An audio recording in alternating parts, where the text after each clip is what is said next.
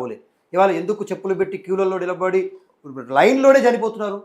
రైతులు లైన్లోనే గుండెకి చచ్చిపోయే పరిస్థితి తీసుకొచ్చింది కాంగ్రెస్ పార్టీ. నేను ఏమంటానంటే మళ్ళీ పాత రోజులు పునరావృతం అవుతా ఉన్నాయి. ఇచ్చిన హామీలు నెరవేర్చడంలో విఫలమైంది. సో ఇప్పటికైనా ఉస్మానియా యూనివర్సిటీ అంటే మేడం తెలంగాణ రాష్ట్రంలో ఉన్నటువంటి మిగతా 12 ప్రభుత్వ విశ్వవిద్యాలయాలకు అదొక పెద్దన్న లాంటిది.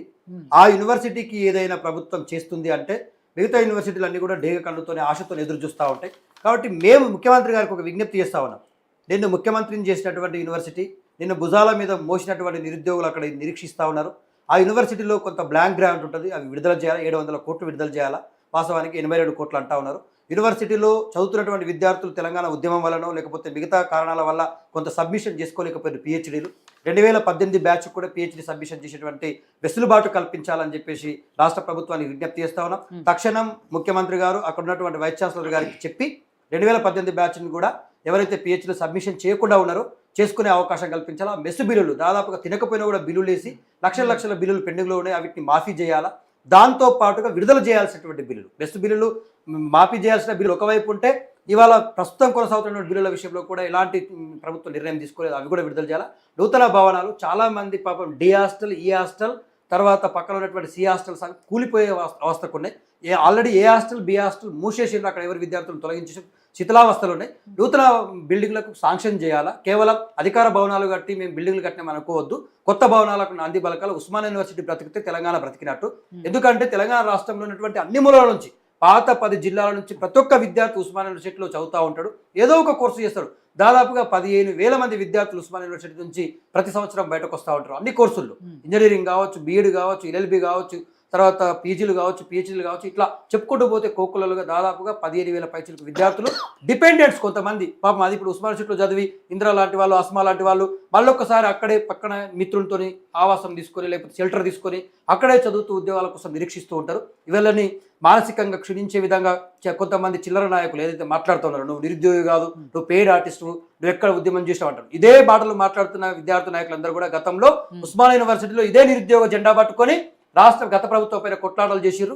ఇప్పుడు ఇవాళ అధికారంలోకి రాగానే నిరుద్యోగ జెండాని పక్కన పెట్టేసి నేను పెద్ద నాయకుని అని చెప్పుకుంటా ఉన్నారు. ఇది పద్ధతి కాదు. ఎక్కడ ఉన్నా కూడా మనం నీడనిచ్చినటువంటి చెట్టుని మర్చిపోవద్దు. ఉస్మానియా యూనివర్సిటీ అంటే నీ ఒక్కడికి సొంతం కాదు, అది అక్కడ చదివిన ప్రతి ఒక్క విద్యార్థికి అదే రకమైనటువంటి హక్కు ఉంటుంది, అదే రకమైనటువంటి ఆకాంక్ష ఉంటుంది. మనకు అదొక ఎమోషనల్ అటాచ్మెంట్. ఉస్మానియా యూనివర్సిటీలో నేను చదివినటువంటి హాస్టల్, నేను తిన్నటువంటి మెస్, నాకు చదువు చెప్పినటువంటి సార్లు, వాళ్ళకి అనిపించగానే ప్రొఫెసర్లు, వాళ్ళకి ఒక ఎమోషనల్ అటాచ్మెంట్ ఉంటుంది. కాబట్టి ఈ విద్యార్థులని, ఆ అస్మా లాంటి వాళ్ళని హేళనగా మాట్లాడుతూ వాళ్ళని మానసికంగా క్షుణించే విధంగా క్షోభకు గురి చేస్తూ ఉన్నారు. ఇది పద్ధతి కాదని చెప్తా ఉన్నాం. కాంగ్రెస్ పార్టీలు తీరు మార్చుకోవాలా, లేకపోతే అదే నిరుద్యోగులు ఇవాళ ముఖ్యమంత్రి గారి మీద తిరుగుబాటు చేస్తారు. ఈ నిరుద్యోగులను కూడా తరిమి కొట్టే పరిస్థితి వస్తుంది. ఎవరైతే నిరుద్యోగుల పేరు మీద రాజకీయం చేస్తూ ఉన్నారో సోకాల్డ్ లీడర్స్, వాళ్ళందరినీ కూడా తరిమి కొట్టే పరిస్థితి వస్తుంది. వాస్తవ పరిస్థితులను ముఖ్యమంత్రి గారు అక్కడ అవగాహన చేసుకొని ఆ యూనివర్సిటీ పరిస్థితులను చక్కదిద్దాలా. రాష్ట్రంలో ఉన్న మిగతా యూనివర్సిటీలకు కూడా మంచి రోజులు రావాలని చెప్పి కోరుకుంటాం. సతీష్ గారు, ఫైనల్గా మీరు చెప్పండి. చాలా మంది కాంగ్రెస్ నాయకుల్ని, సరే మానవతరాయ్ గారు, జనగంధయ్య గారు, వీళ్ళందరూ త్వరలో అంటుంటే నిరుద్యోగులు ఎవరికి వాళ్ళ మీద నమ్మకం లేదు. కాబట్టి అట్లీస్ట్ మీలాంటి నాయకులైనా, ఎందుకంటే ముఖ్యమంత్రి గారికి అత్యంత దగ్గరగా ఉన్నారు కాబట్టి, ఆయన గురించి తెలుసు అంటున్నారు కాబట్టి, ఆయన మంచి ముఖ్యమంత్రి, వాళ్ళందరికీ వరాలు ఇస్తారు అంటున్నారు కాబట్టి 21వ తారీఖు ఏం చెప్పబోతున్నారు, ఏం చేయబోతున్నారు? ఇప్పుడు తమ్ముళ్ళు చెప్పిన విధంగా ఈయన బీఆర్ఎస్ పార్టీ వస్తే ఈయన కూడా యూనివర్సిటీ స్టూడెంటే, బాధలు అక్రందనలు చెప్తారు. ఇప్పుడు విమర్శనాత్మకంగా కాకుండా సమస్యను సమస్యలాగా ఎత్తి చూపెట్టి వాటిని ఖచ్చితంగా నేను ముఖ్యమంత్రి గారికి ఈరోజే చేరవేస్తాను. హాస్టల్లో చూడండి, మిత్రుడు అన్నాడు హాస్టల్లో చూడాలి అని. ఎస్, చూడాలి. ఒక ముఖ్యమంత్రి అనే వ్యక్తి రాష్ట్రానికి తండ్రి లాంటారు. ఆడ ఉన్నది మొత్తం తెలంగాణ పిల్లలు చదువుకుంటున్నారు, వాళ్ళ యొక్క సౌకర్యాలు కూడా ముఖ్యమంత్రికి అవసరం. కనుక అది విమర్శనాత్మకంగా కాకుండా, మీరు ఇప్పుడు సోషల్ మీడియా ఉంది, అన్నీ చూస్తాడు ఆయన, ఖచ్చితంగా సోషల్ మీడియాను చూస్తాడు ఆయన.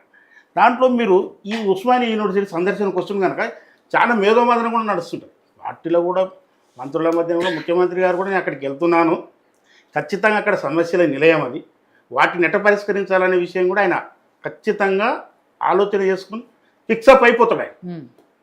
కనుక ఇంకా మనం చెప్పేటివి అదనంగా అప్పుడు మీరు పెట్టేటివి చూసి, లేకపోతే మీరు నాకు పంపించి నేను పెడతాను, వీటిని పరిశీలించడానికి అక్కడికి వెళ్తాడు. ఖచ్చితంగా నిరుద్యోగ సమస్య ఉందనేది ముఖ్యమంత్రి ప్రతి ఒక్క వ్యక్తికి, తెలంగాణ పుట్టిన ప్రతి ఒక్కరికి తెలుసు నిరుద్యోగం ఉందనే విషయం, సమస్య ఉందని. కనుక వాటన్నిటిని దృష్టిలో పెట్టుకొని ఖచ్చితంగా చెప్తాడు, పర్యటన చేస్తాడు, అన్ని దగ్గరికి వస్తాడు. నేను ఒక్క గంటగా చెప్తున్నాను, ఖచ్చితంగా 3-4 గంటలు ఉంటాడు ఆయన. నేను అది చూద్దాం. అనుభవంతో నాకు తెలుసు. ఉంటే సంతోషించేటోళ్ళం ఉంటాడు. ఆయన. వెల్కమ్ లే, లే, లే, లే. రాని ఉంటాడు. అయితే మీరు విద్యార్థులుగా నా అప్పీల్ ఏదంటే, మీరు ఎలాంటి తొందరపాటు చర్యలకు పూనుకోకుండా మీ సమస్యను ఎత్తి చూపెట్టాలి. ఏది నిరుద్యోగ సమస్య అందరికీ తెలిసిన విషయమే, హాస్టల్ సమస్యలు అందరికీ తెలిసిన విషయం, మెస్ సమస్య అందరికీ తెలిసిన విషయమే, పిహెచ్డి సమస్య ఒకటి చెప్పారు, వాటిని కూడా పెట్టండి. ఇవన్నీ ఉన్నాయి మీరు చెప్పండి. అనేది పెడితే వీటన్నిటిని రిమైండ్ చేసుకుంటూ మాట్లాడతాడు.